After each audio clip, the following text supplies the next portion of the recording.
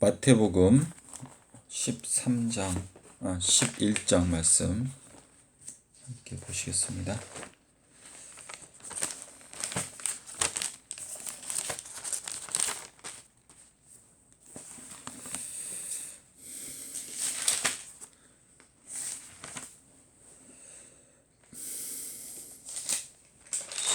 십장이요? 11장.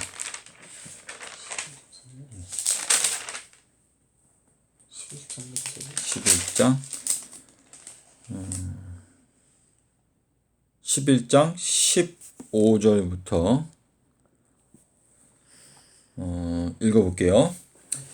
귀 있는 자는 들으라. 이 세대를 무엇으로 비유할꼬? 비유컨대 아이들이 장터에 앉아 제 동물을 불러 가로되 우리가 너희를 위하여 피리를 불어도 너희가 춤추지 않고 우리가 애곡하여도 너희가 가슴을 치지 아니하였다 함과 같도다.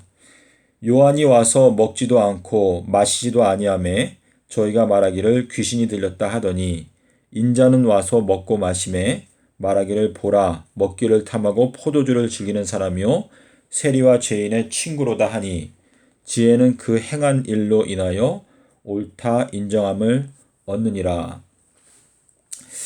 자, 우리 이 말씀 며칠 전에도 저희가 본 말씀인데요. 여기에 보면 이 세대를 무엇으로 비유할꼬?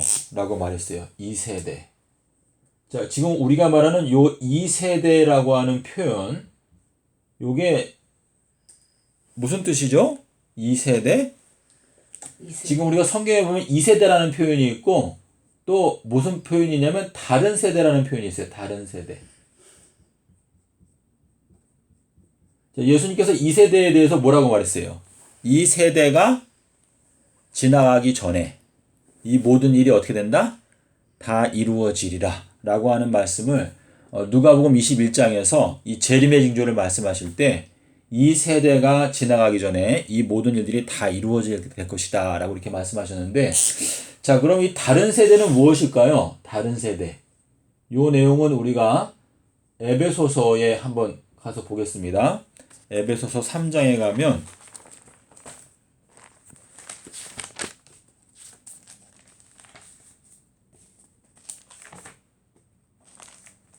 에베소서 3장 5절에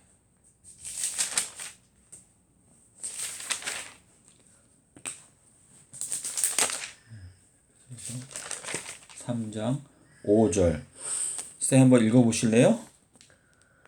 이제 그의 거룩한 사도들과 선지자들에게 성령으로 나타내신 것 같이 다른 세대에서는 사람의 아들들에게 알리지 아니하셨습니다. 네, 우리 지금 이제 여기 3장 5절에 지사님 여기 5절에 보시면 나타내신다라고 하는 단어가 있죠. 그렇죠? 그게 이제 원어로 보면은 계시라고 하는 단어거든요. 그래서 지금 여기에 보면은 거룩한 사도들과 선지자들에게 성령으로 어떻게 하셨다? 계시하신 것과 같이 다른 세대에서는 누구에게? 사람의 아들들에게 알게 하지 아니하셨으니. 자, 그래서 지금 이 에베소서에서 사도 바울이 말하는 건 뭐냐면 사람의 아들들을 우리가 한자로 말하면 뭐죠? 사람의 아들들? 인자들이죠. 그렇죠? 그래서 이 사람의 아들들. 그래서 예수님께서 그분 자신을 인자라고 부르셨는데 지금 우리 신약 성경에서 보면은 이 사람의 아들들이라고 하는 표현이 2번 나와요. 그래서 주님께서 이 신약 성경 전반에서 우리한테 말씀하시는 건 뭐냐면 우리가 이 세상 전체가 짐승과 사람으로 나누어진다라고 이렇게 말씀하셨는데 다른 세대에서는 하나님의 자녀들이라 할지라도 그 비밀을 알려주시지 않았는데 여기에서 말하는 요 2세대 예, 2세대에서는 알려주셨다라고 하는 말씀을 하시는 거거든요. 근데 예수님께서 요 2세대에 해당되는 표현을 뭐라고 말했냐면 세상 끝이라는 단어를 쓰셨어요. 세상 끝.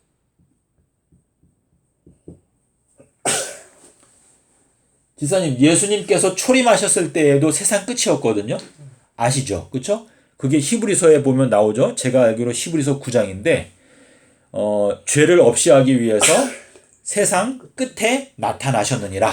이렇게 말씀하셨습니다. 네. 자, 그래서 지금 예수님께서 말씀하시는 이 세대가 지나가기 전에 이 모든 일이 다 이루어진다라고 하는 그 말씀은 요거는 예수님께서 초림하셨을 때에는 요게 언제였어요? 초림하셨을 때에는 이 세대라고 하는 것이 AD 70년도에 예루살렘이 멸망하면서 이 재림의 징조가 이루어진 거죠. 그쵸? 근데 이제 요 마지막 때에는 이 예수님의 재림이 가까우게 되는 이 2030년이 가까울 때 그때를 주님께서 이 세대라고 부르시는데 주님께서 말씀하시는 요 세상 끝이다라고 하는 요 표현은 마태복음 24장 3절에서 말씀하셨고 그리고 13장에서 마태복음 13장 39절에서 예수님께서 세상 끝이라고 하는 표현을 말씀하셨는데 이 세상 끝에는 주님께서 이제 먼저 가라지를 불로 태우기 위해서 단으로 묶고 그리고 먼지가 있나? 예, 예.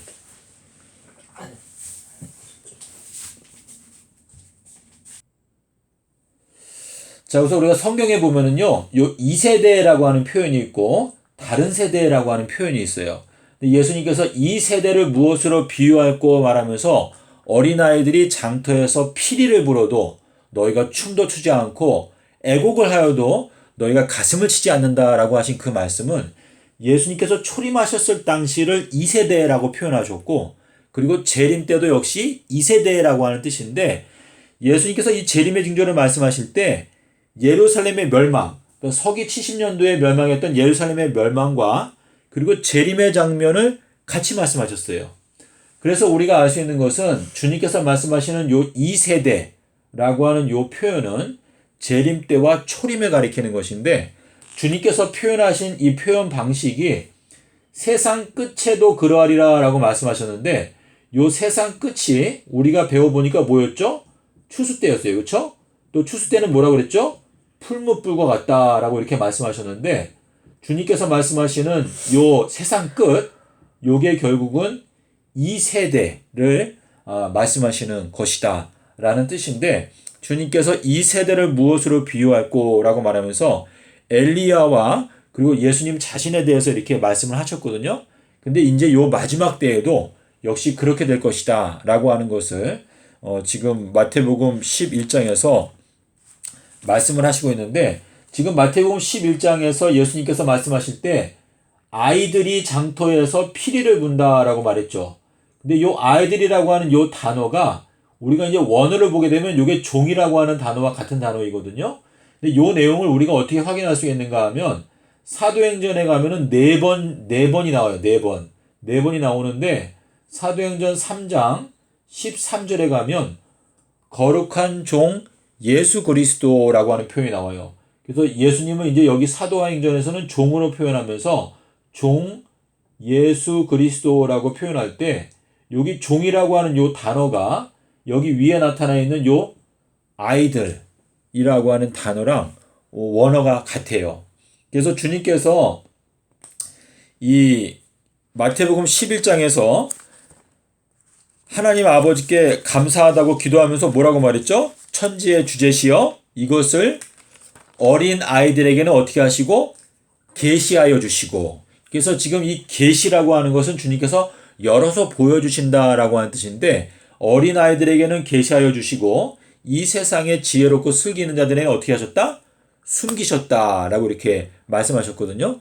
근데 여기에서 말씀하시는 요 어린 아이들은 결국은 예수님의 12 제자들을 말씀하시는 것이죠. 그래서 예수님께서 이 12 제자들에게 내가 너희들을 이제 종이 아니고 무엇이라 부르겠다? 친구라고 부르겠다라고 말씀하시면서 아버지께서 나에게 말씀해 주신 것을 모두 다 내가 너희들에게 알려주었다 이렇게 말씀하셨는데 예수님께서 너희가 잔치에 청함을 받을 때에 어디에 앉으라고 그랬죠? 말석에. 예, 첫 번째 상석에 앉지 말고 말석에 앉아 있으라. 그러면 어떻게 한다고 그랬어요? 주인이 예, 너가 만약에 상석에 맨 처음부터 앉으면은 너를 초청한 사람이 너한테 와서 거기에 따로 앉을 사람이 있으니까 너는 내려와 앉으시오 라고 말하게 될 건데 너희가 맨 처음부터 말석에 앉아 있게 되면 너를 초청한 자가 너를 상석으로 옮겨줄 때 너가 사람들 앞에서 영광을 얻게 될 것이다 라고 말씀하셨는데, 거기에 보면은 지금 내가 말석에 앉아 있을 때 그 초청한 자가 와서 나를 뭐라고 불러요? 친구여. 그래서 친구여 올라 앉으라 이렇게 말하는 내용이 나오거든요. 그러니까 주님께서는 지금 12제자한테 뭘 약속했죠? 인자가 자기의 보좌에 앉게 될 때 너희들도 어떻게 된다 그랬어요?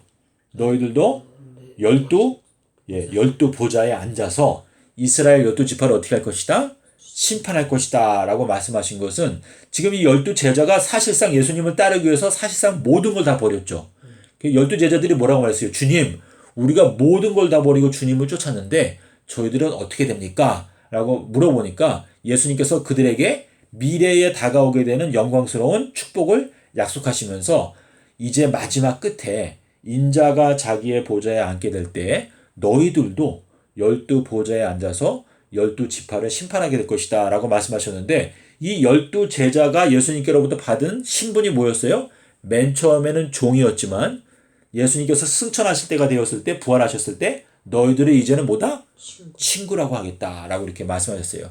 이 친구라고 하는 것은 우리가 원어 성경에 보면 이제 필레오라고 해서 사랑한다라고 하는 뜻인데, 예수님께서는 우리들을 아가페 사랑하시죠. 그렇죠? 그래서 요한에 대해서 뭐라고 그랬어요? 그의 사랑하시는 제자가 예수님의 품속에 누워 있었다라고 말할 때, 그분께서 아가페 하시는 제자가 요한이 예수님의 품속에 누워 있었다. 근데 이 품이라는 게 뭐예요? 품은 가슴을 뜻하죠. 가슴. 근데 이 가슴은 영적으로 무슨 뜻이 있죠? 가슴에는 우리가 의의 흉배를 붙이라고 그랬죠. 그래서 의의 흉배를 붙인다라고 하는 요 뜻에서, 요 의라고 하는 것은 주님께서 이 세상 전체를 의로서 심판하시는데, 이 의의 핵심 기준이 뭐예요? 삼라삼밤 땅속에서를 말씀하시는 거예요. 그래서 우리가 누가복음 1장 17절에 보면 뭐라고 말했죠? 이제 침례 요한에 대해서 예언하면서 침례 요한이 앞으로 갖게 되는 사명이 뭐라고 말했어요? 그가 많은 사람들을 어떻게 한다? 의로운 무엇으로? 지혜로. 의로운 지혜로 돌이키게 할 것이다 라고 이렇게 말씀하셨거든요. 자, 그래서 예수님께서 누가복음 12장에서 56절에서 뭐라고 말했어요? 외식하는 자들아, 너희들이 날씨는 분별할 수 있으면서 어찌하여 요나의 표적은 분별하지 못하느냐라고 말씀하시면서 그 다음에 뭐라고 말했어요? 너희가 어찌하여 무엇이 의로운지를 너희가 판단하지 못하느냐. 너희가 길을 갈 때 빨리 너를 고소하는 자가 어떻게 하라?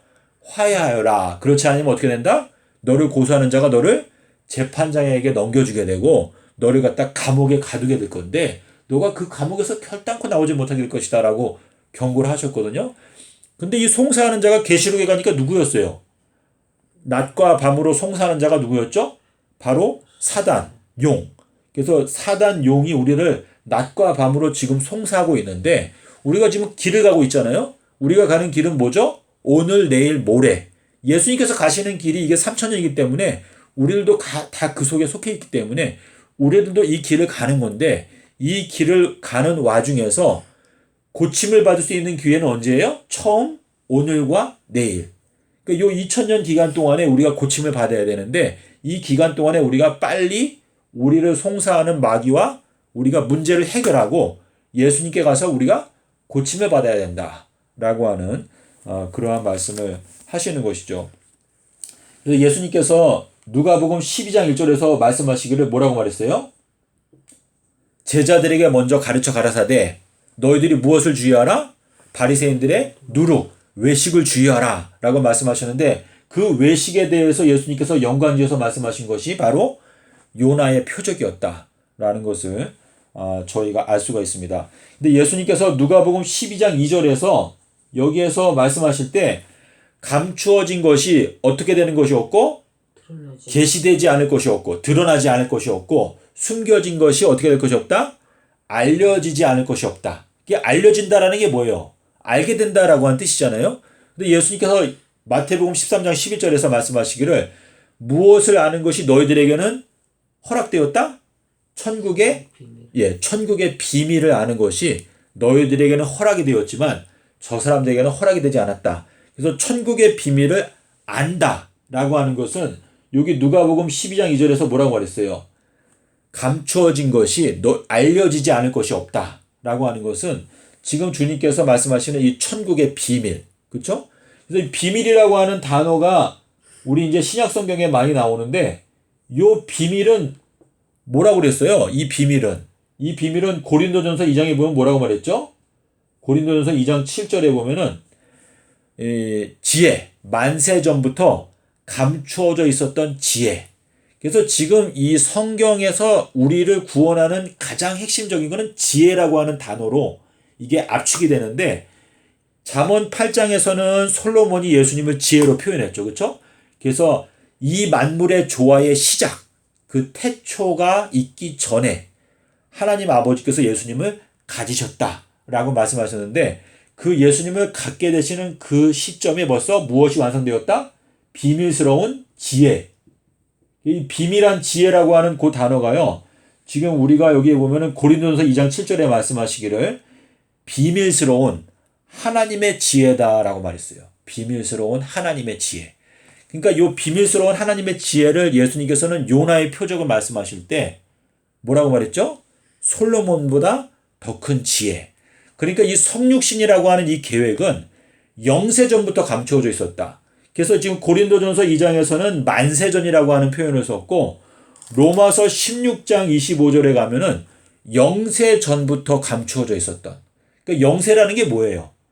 영원한 세월이나 그런 다름없는 건데 지금 지사님과 제가 지금 이 깨닫고 있는 이 요나의 표적 이거는 사실상 지금 위로부터 내려오는 지혜인데 이거는 주님께서 말씀하시기를 영세전부터 감춰져 있었던 것이다 라고 이렇게 말씀하시는 것이거든요. 그래서 우리가 이사야서 9장 6절의 말씀이 한 아들을 우리에게 주신 바가 되었는데 그의 이름은 무엇이다? 기적이다 라고 이렇게 말씀하셨는데 지금 한 아들을 우리에게 주시고자 하는 이 계획 이것이 이제 지존자의 계획인데 이것은 영세전부터 감추어져 있었던 계획이었는데 우리 인간이 범죄하게 되면서 그 구속의 계획이 공개가 되었는데 그 공개된 구속의 계획의 이름이 바로 요나의 기적이다 또는 지존자의 기적이다 라고 하는 뜻이 되는 것이죠. 집사님 지존자라고 하는 단어가 뭐라고 그랬죠? 지존자가? 네, 지존자. 우리 시편 91편에 보면 뭐라고 나오죠? 지존자의 은밀한 곳에 거하는 자. 자, 지존자의 은밀한 곳에 거하는 자는 어떻게 된다고 그랬어요? 각종 온역으로부터 어떻게 된다? 보호함을 받는다라고 이렇게 말씀하셨는데 여기에 나오는 요 지존자라고 하는 단어가 엘요나이다라고 제가 말씀을 드렸거든요. 그래서 요 엘요나라는 건 뭐냐면 높이 계신 비둘기다라고 하는 의미를 갖고 있기 때문에 지금 사실상 코로나 때문에 전 세계가 지금 다 발칵 뒤집힌 상태인데 하나님께서 이 마지막 때에 전 세계의 3분의 1에 해당되는 인구를 내가 온역으로 멸하겠다라고 하는 하나님의 경고가 있기 때문에 우리가 이 문제에 있어서 하나님께로부터 보호함을 받고 정말 이 역경을 이기기 위해서는 높이 계신 비둘기, 지존자의 은밀한 곳에 거하는 자는 여러 가지 밤에 행하는 온역으로부터 우리들을 지켜주신다라고 하는 말씀을 생각하게 되면 인간적인 어떤 지혜를 가지고 우리가 하나님의 계획에 대항하는 것은 어리석은 것입니다. 그래서 우리가 하나님을 신뢰하고 또 하나님을 경외하는 마음으로 우리가 이 높이 계신 비둘기의 은밀한 곳에 거한다라고 하는 것은 이 은밀하다고 하는 그 단어 자체가 사실은 비밀이란 뜻인데 그 지존자의 비밀을 우리가 깨닫고 그분의 그늘 아래 거하게 되면 우리들은 보호함을 받게 될 것이다 라고 하는 약속이 이 속에 들어 있습니다. 그래서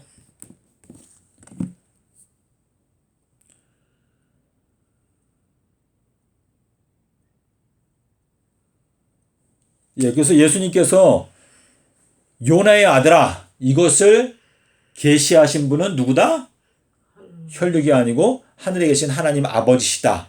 이렇게 말씀을 하셨는데 이 허락이라고 하는 단어를 생각하게 되면요. 허락이라는 건 뭐죠? 비밀을 아는 것이 너희들에게는 허락이 되었다. 사람은 하나님이 허락하시는 것 외에는 받을 수 없다. 하지만 내가 너희들에게 허락하는 표적은 뭐밖에 없다? 요나의 표적밖에 없다. 그래서 우리가 요거를 자꾸 이렇게 여러 가지를 다 모아서 이렇게 생각하게 되면 이 모든 것들이 결국은 요나의 표적으로 집중이 되는 것이고 그것이 이 하나님의 비밀이다 라고 하는 의미가 되겠죠. 그래서 침례 요한이 요한복음 3장에서 말하기를 위로부터 오시는 예수님은 만물 위에 계시는 분인데 그분이 보고 들은 것을 우리에게 증거하였다 라고 하는 것은 만물 위에 계시는 예수님께서 만세 전에 영세 전에 마련하셨던 이 구속의 계획 그 비밀을 우리에게 공개하시기 위해서 요나의 표적을 말씀하셨는데 그의 증거를 받는 자가 없다. 이렇게 지금 말씀하시고 있거든요. 자, 근데 지금 이 마지막 때 모든 피조물들이 고대하는 게 뭐라고 그랬죠? 모든 피조물들이 고대하는 것은 하나님의 아들들. 하나님의 아들들이 어떻게 되는 것? 나타나는 것. 예를 들어 그게 이제 계시되는 것, 드러나는 것 이렇게 되어 있는데 요 계시라고 하는 단어가 지금 이제 하나님의 아들들이라고 말했잖아요. 근데 예수님께서 비유를 말씀하실 때 그 씨는 뭐라고 그랬어요? 씨. 씨. 좋은 씨는 뭐라고 그랬죠? 좋은 씨는 천국의 아들들이요 그랬어요. 근데 예수님께서 누가복음에서 뭐라고 말했냐면 씨는 뭐라고 그랬어요? 말씀이다 그랬어요 또. 그래서 지금 요 씨라고 하는 것을 예수님께서 두 가지로 말씀하셨는데 씨는 말씀이다라고 말씀해요. 말씀. 그리고 씨는 여기서 뭐라고 말했어요? 천국의 뭐다? 천국의 아들들이다라고 말했어요. 그래서 우리가 이 말씀을 보게 되면 어떻게 되냐면 지금 사도 바울이 우리들은 이 많은 사람들에게 보여지는 뭐라고 그랬죠? 편지다라고 이렇게 말씀하셨는데 집사님이나 제가 우리가 하나님의 말씀을 깨닫고 우리가 빛의 자녀가 되면 저희들이 결국은 저희 스스로가 씨앗이 되는 거예요. 그렇죠? 근데 여기서 이제 말씀이라고 예수님께서 누가복음에서 말씀하셨는데 이 말씀이 이제 로고스거든요. 로고스. 그래서 이 마지막 때에는 예수님께서 하나님의 말씀을 받은 자를 뭐라고 부른다고 그랬어요? 신이다 이렇게 말씀하셨는데 지금 성령 우리가 성령을 받게 되면 우리 마음 가운데 하나님께서 거하시니까 우리가 결국은 하나님과 같은 신들 그래서 신들이다 이렇게 말씀하셨는데 침례 요한의 경우에는 뭐라고 말했죠? 누가복음 3장 2절에서 빈들에 있는 침례 요한에게 무엇이 임했다? 하나님의 말씀이 임하였다. 이렇게 말씀하셨어요. 그래서 지금 우리가 씨앗이라고 하는 것을 천국의 아들들이다. 또 말씀이다. 이렇게 이제 두 가지로 예수님께서 말씀하셨는데 우리의 마음 가운데 하나님의 말씀이 있게 되면 우리가 이제 하나님의 아들들로서 우리가 계시되어서 드러나게 된다. 그래서 로마서 8장 18절에서 모든 피조물들이 고대하는 바는 하나님의 아들들이 계시되는 것이다 라고 하는 것은 이 하나님의 아들들이 결국은 거룩한 씨앗이나 다름없는 거예요. 그래서 이 나무를 베어버리고 철과 놋줄로 동였죠. 근데 그루터기는 남겨뒀죠. 근데 그루터기는 뭐라고 그랬죠? 이사야서에서? 남겨진 자들. 이사야서에 보면 뭐라고 했어요? 그 그루터기가 바로 이 남아있는 자들이다 라고 말씀하셨는데 지사님 그 말씀 혹시 기억 안 나세요? 그 말씀 한번 찾아볼까요? 여기에서 어디를 찾아야 되냐면은 이사야서 6장 13절. 이사야서 6장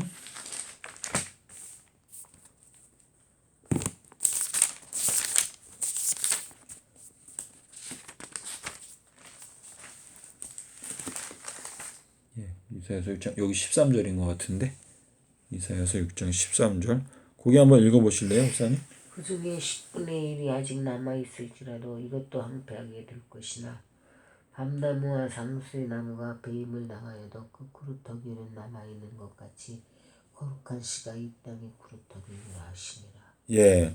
그래서 지금 여기에도 이제 나무들을 벤다라고 하는 표현이 많이 나오는데 예수님께서 나귀를 타고 입성하실 때 어떻게 했죠? 사람들이 나뭇가지를 베어서 나귀 앞에 깔았죠. 근데 여기에도 이제 벤다라고 나오고 다니엘서 4장에도 뭐라고 그랬어요? 느부갓네살의 왕을 상징하는 큰 나무를 베어버리고 동이고 그 그루터기를 어떻게 한다? 7대 동안 남겨둔다라고 이렇게 말했는데 여기에 보면 이 그루터기는 뭐라 그랬어요?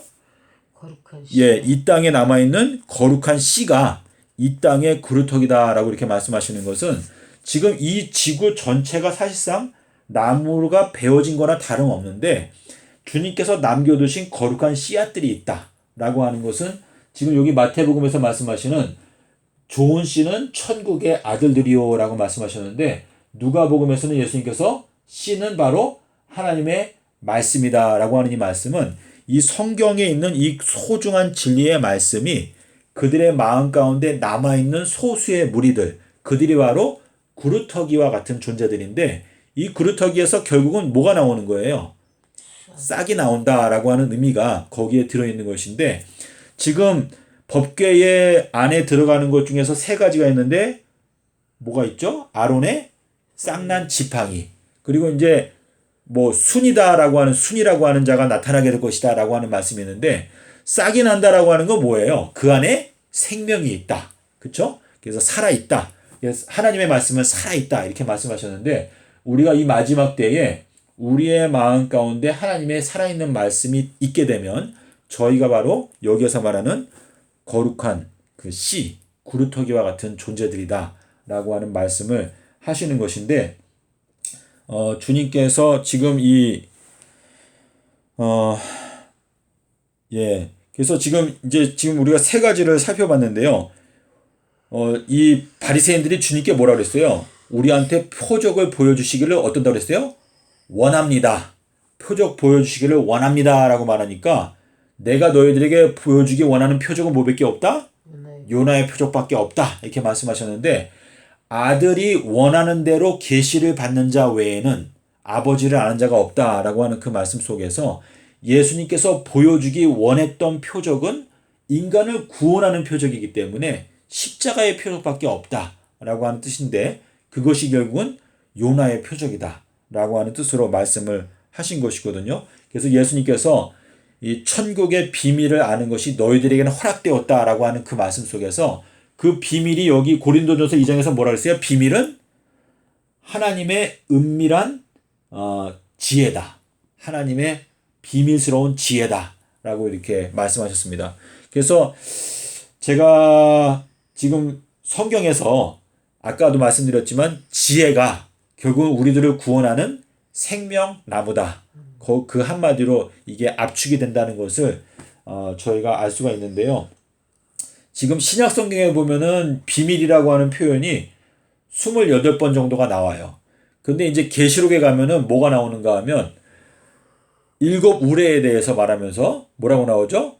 7번째 천사가 소리내는 날들, 막 나팔을 불려고 할 때 그 선지자들로 말미암아 하나님의 종들로 말미암아 예비되었던 그 하나님의 비밀이 이루어지게 될 것이다 라고 말씀하신 것은 이 비밀은 하나님의 계획이고 하나님의 경륜인데 그것이 그분의 지혜 속에서 완벽하게 이제 이루어진다 라는 뜻이고 그 비밀을 우리가 알아야지만이 그 속에서 우리가 은혜를 입고 구원을 받을 수 있다 라고 하는 의미가 되겠습니다. 그래서 지금 제가 어느 정도 다 말씀을 드린 것 같은데요. 지금 초림 때에 이 요한은 무엇으로 왔다 그랬죠? 요한은요? 요한은 의의 의의 길로 왔다 그랬어요. 근데 예수님은 무엇으로 왔죠? 예수님은요? 예수님은 내가 곧 뭐라 그랬어요? 길이요? 내가 곧 길이다 그랬어요. 지금 요 내용은 요한복음 14장 6절에서 말씀하셨고 여기 요한은 의의 길로 왔다라고 하는 요 표현은 이제 마태복음 21장 32절에서 요한이 의의 길로 왔는데 너희들이 그를 영접하지 아니한다라고 이렇게 말씀을 하셨는데 요한이 전파했던 요 의의 길은 사실상은 요한복음 1장 23절에서 뭐라고 말했죠? 주의 길을 어떻게 하라? 곧게 하라 라고 말했어요. 근데 지금 사도 바울이 사도행전 22장에 보면은요 22장 4절에 보면 사도 바울이 기독교인들을 많이 핍박했죠. 그리스도인들을. 근데 여기에 사도 바울이 여기에 뭐라고 기록했냐면 내가 찾아봐야 되겠습니다. 그 길을 핍박했다라고 나오는데 사도 바울이 다메섹에서 예수님을 만나기 전까지는 이 그리스도인들을 핍박했거든요. 근데 그 내용을 사도 바울이 여기 기록하기를 뭐라고 말했냐면 내가 이 길을 핍박하여 사람을 죽이기까지 하고 남녀를 결박하여 옥에 넘겼더니 그래서 지금 여기에 보면은요 사도행전 22장 4절에 요게 이 지구 역사 마지막 때 핍박을 받는 자들에 대한 그 핵심적인 내용이 나오거든요. 그래서 이 사도 바울이 뭐라고 말하냐면 내가 이 길을 핍박하여 사람을 죽이기까지 하고 라고 돼 있어요. 거기는 그렇게 안 되는 것 같아요. 22장 여기 4절에 보면 내가 이 돌을 근데 요게 원어를 보면은 요게 길이에요. 길. 예, 요게 이제 예수님께서 말씀하시는 길 이렇게 돼 있어요. 여기 도가 집사님. 예. 그래서 지금 이제 사도 바울이 여기 이제 사도행전 22장에 보면은 사도 바울이 자기가 어떻게 예수님을 만났고 어떻게 눈을 뜨게 되었는지가 여기 적혀 있잖아요. 그렇죠? 근데 요 내용을 우리가 사도행전 9장에 가면은 어떻게 돼 있어요? 예수님을 만난 다음에 3일 동안 보지도 못하고 음식도 안 먹었어요. 그런데 집가라고 하는 골목에 가서 기도하고 있을 때 아나니아가 안수하니까 눈을 뜨게 되었거든요. 그리고 그때부터 전파한 게 뭐였어요? 예수님은 하나님의 아들이십니다라고 전파했는데 그게 바로 베드로가 고백했던 그 고백이었거든요. 그러니까 요거는 결국은 뭐냐면 우리 그리스도인들이 어떻게 하면 예수님을 만나가지고 올바른 길을 발견할 수 있는가 이것을 구체적으로 설명하고 있는 것인데 지금 여기 보면은 사도 바울이 그 길을 핍박했는데 사람들을 죽이기까지 핍박했다라고 하는 것은 여기에서 죽인다라고 하는 게 지금 계시록에 보면 뭐가 나와요? 목배임을 당한 영혼들이 예수님께 뭐라고 말해요? 우리의 이 억울한 것을 언제까지 지금 뭐라 그랬죠? 우리의 억울함을 풀어주셔야 하는 것을 언제까지 하실 것입니까? 그러니까 너희 동물 종들도 너희들과 같이 죽임을 당할 때까지 어떻게 하라? 기다려라 라고 말했어요. 그러니까 지금 사단이 이 현 기독교인들을 갖다가 자기의 꼬리를 이용해 가지고 3분의 1을 갖다 땅에 던지는데 그 3분의 1 중에서 소수의 무리가 결국은 뭐예요? 이 비밀을 깨닫고 지금 사단의 비밀을 공포하게 되는 것인데 결국은 그 핍박의 정신은 그 길을 발견한 자들, 영생의 길을 발견한 자들. 쉽게 말해서 이 무덤에 임봉했는데 그 임봉을 떼고 예수님의 그 무덤 속에 있는 비밀을 발견한 자들을 결국은 핍박하는 정신을 갖고 있는 자들이 이제 일어나게 될 것인데 그게 지금 사도 바울이 회심하기 전 상태를 지금 여기 설명하고 있는 것이거든요. 그래서 지금 우리가 겪고자 하는 이 마지막 대환란도 결국은 요나의 표적과 직접적인 연관성이 있다. 주의 길. 그래서 이 바른 길과 굽은 길을 성경에서 뭐라고 말하고 있죠? 발람이 걸어갔던 길이 굽은 길이고 또 엘루마가 걸어갔던 길이 굽은 길이고 사도 바울이 걸어갔던 길은 굽은 길에서 곧은 길로 옮겨오는 그 과정을 설명하고 있습니다. 어느 정도 설명을 드렸는데 제가 말씀을 잘 드렸는지 모르겠는데요. 지금 한 30분 되는데 우리가 정리를 하게 되면 주님께서 말씀하시는 이 2세대 그리고 다른 세대를 우리가 이제 구분해서 생각하게 되면 이 2세대라고 하는 것은 초림과 재림을 나타내고 세상 끝이라고 하는 표현도 초림과 재림을 나타내고 추수때를 가리킨다라는 것을 알 수 있는데 히브리서 9장 26절에서 예수님께서 세상 끝에 죄를 없이 하기 위해서 나타나셨다라고 하는 것이 초림인데 재림 때도 역시 이 추수 때를 이 세상 끝이다라고 표현을 하시고 있습니다. 그래서 세상 끝에 나타나게 되는 징조를 예수님께서 뭐라고 말했어요? 인자의 징조. 그렇죠? 이 인자의 징조라고 하는 이 단어가 이 징조가 이게 원어를 보면 뭐예요? 표적이죠, 표적. 그래서 이 인자의 징조가 이제 나타나게 된다라는 것을 말씀하시고 있는데 주님께서 이 마지막 때 우리에게 계시하여 주시는 것, 나타내 보여주시는 것, 이것이 바로 지금 이 침례 요한과 예수님 또 12 제자들이 그것을 깨달았던 것처럼 이 마지막 때에도 우리에게 이 의의 길을 우리에게 계시하여 주신다라고 하는 그러한 의미가 되겠습니다. 그래서 예수님께서는요, 우리에게 허락하시는 표적은 딱 한 가지 요나의 표적밖에 없다라고 하는 그 말씀과 같이 사실상 이 마지막 때 심판의 복음이 하나로 압축되는데 그것은 바로 요나의 표적으로 압축된다라는 것을 저희가 알 수 있고, 그것이 바로 예수님께서 우리에게 알려주시는 비밀한 하나님의 계시다라는 것을 여러분께서 기억하시면서 좀 더 이렇게 자세하게 성경을 살펴보니까 우리가 좀 더 구체적으로 예수님의 뜻을 알 수 있게 된다.